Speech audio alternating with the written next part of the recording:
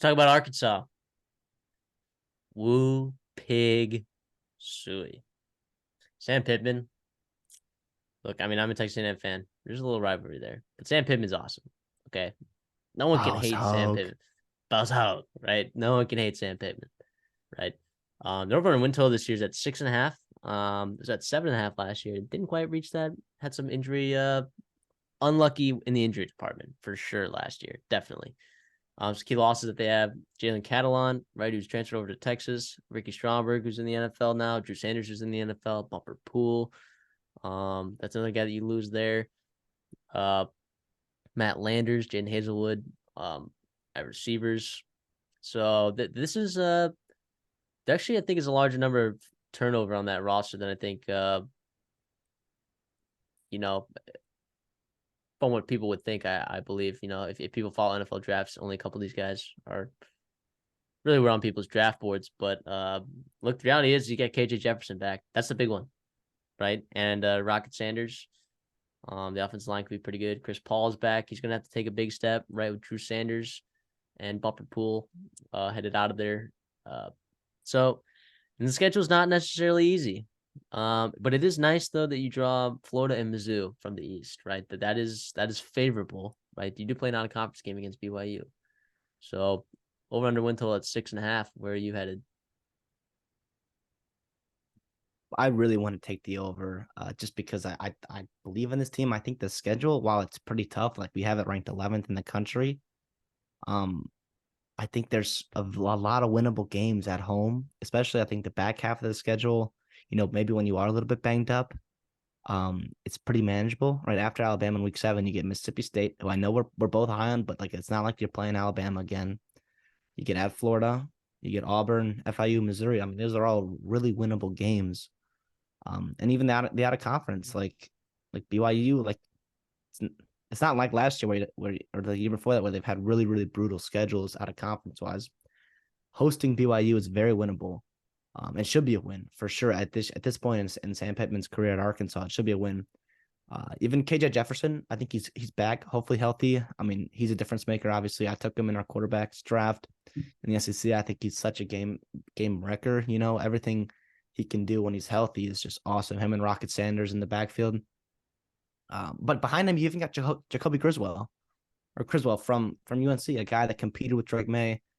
And that battle was pretty damn close. So if that tells you what they thought of him at UNC in terms of almost keeping Drake May off the field, he seems like a pretty good backup quarterback for him. Yeah, offensive line, I like it. I do like it a lot. I mean, Ricky Stromberg's obviously a good player.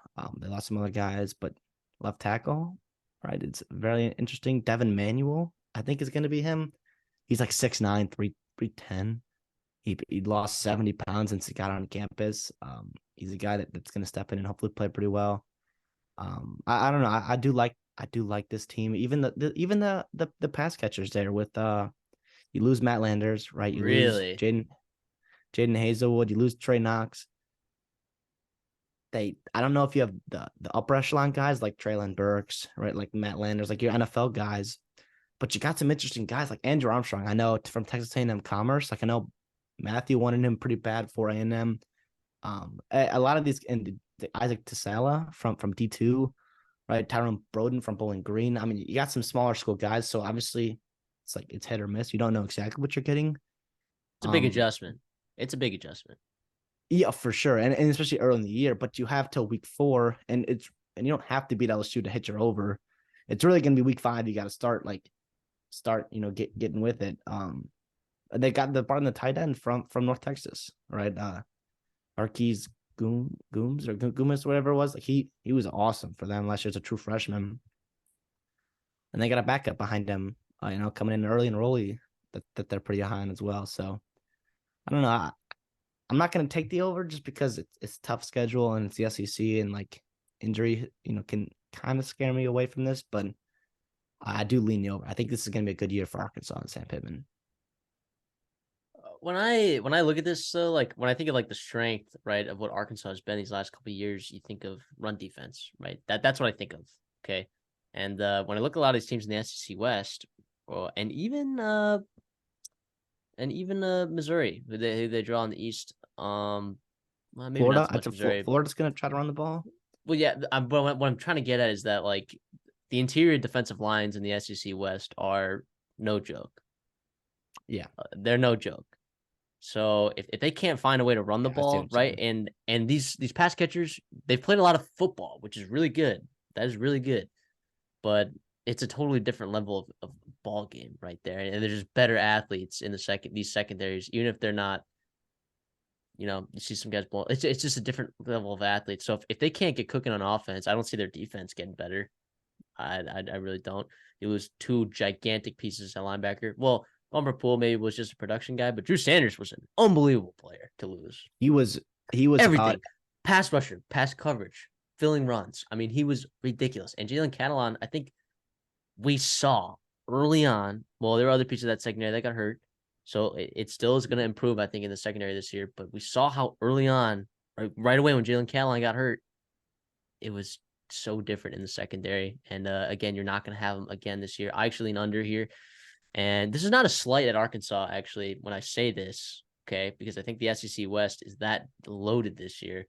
I actually have them finishing in last in the SEC West this year with a 6-6 record.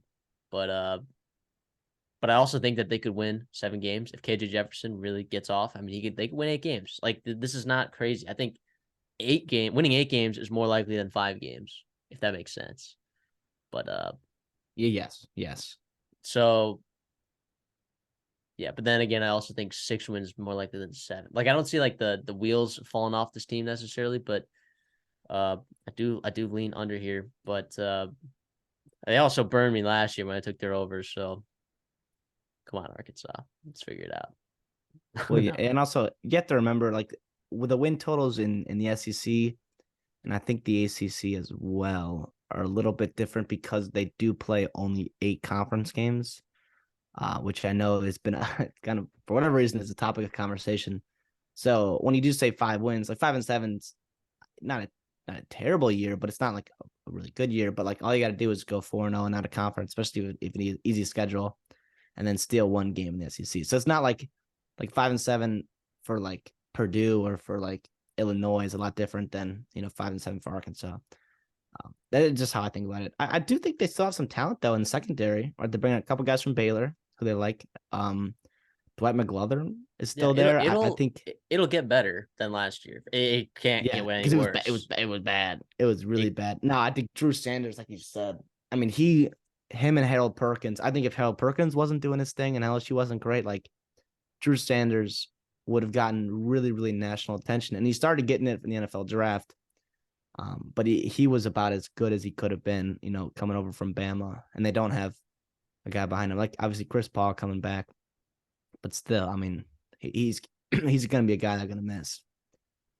Without him, I couldn't imagine what that defense would have even looked like, Yeah, I mean, I had him graded as a first round player. He ended up going the 3rd round, which is wild to As a me. linebacker. Hey, But he can do it. He can do more than just being an off-ball linebacker. He can rush the passer. He can put his hand in the dirt. I mean, the versatility he has. Yeah, I like it. Yeah, and he's a blue chip prospect, right? It's not like he just came out of nowhere, right? He has the size, the physicality. Like, dude, I did not understand why he slipped, and I'm not an NFL GM. I'm not a scout, but gosh, if he ends up hitting, where did he go? Broncos somewhere. But if he ends up hitting the NFL, I'm just here to say, like, yeah, that I was here to tell you, yeah, obviously, right? He's insane, and well, yeah, he was in that same class as Will Anderson. Like he was him, Will Anderson, and Chris Broswell were the big edges they brought in.